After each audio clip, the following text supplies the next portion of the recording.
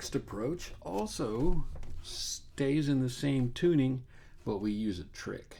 And that trick is the capo, the slack key player's friend, the open tuning player's friend, the folk music player's friend. Many styles find that benefit from the use of a capo.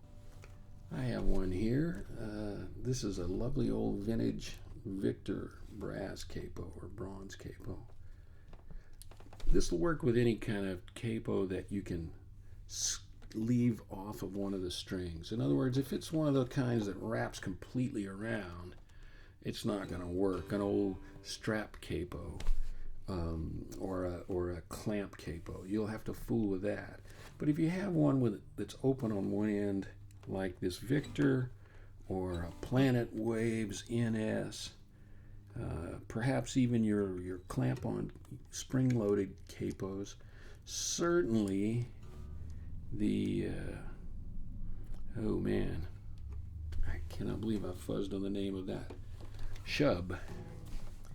The Shub capo is certainly a great choice. It's very flexible. You can even take a scissors to the rubber and adjust it that way. They even make short capos for this kind of work.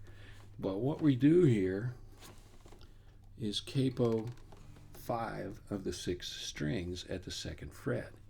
So there's fret 1, there's fret 2, and we capo the high-pitched 5 strings, and we leave the bass string open. So now with this capo in place, and this string 1 whole step below the other 5, let's go through the spelling. This is a D, just like it was in G tuning. But now with the capo on, we have an A in this position, the 5 of D. Here we have an E, which is the 2 of D, and we'll have a finger on there to make it an F sharp, because that's the 3rd of the D chord. So there are the 3 notes of the D chord. Then we have an A, which is the 5, the same as this one. Here we have a C sharp. This is the major 7 of D, the C sharp, and ordinarily we'd have a finger on there, and that would give us our D note.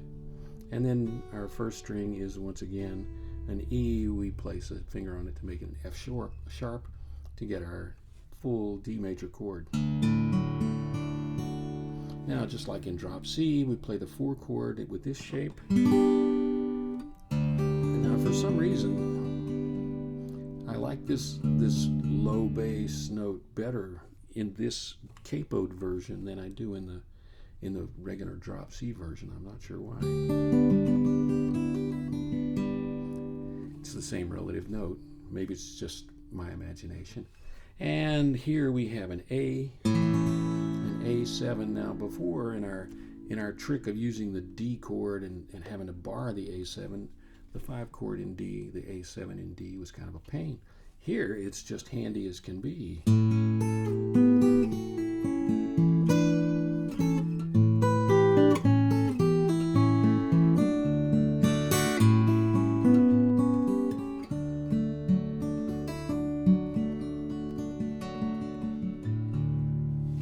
I like that. I hope you find that useful and interesting.